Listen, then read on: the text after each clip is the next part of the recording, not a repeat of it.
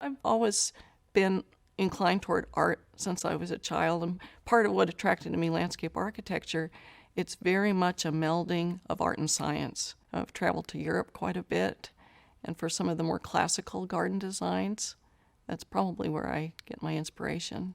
Some of my fondest memories are gardening with my dad when I was a kid growing up in LA. When he'd come home from the office after a long day, he would kind of unwind in the garden. I'd be planting flowers next to him.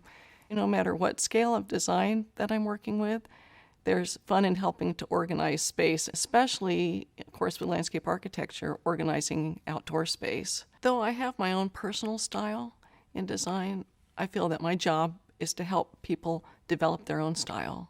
Part of my role as landscape architect is they know what they want, but they're looking for some expertise to help them refine their desires. And there's something new and unexpected and whimsical in a garden that you wouldn't usually expect to see.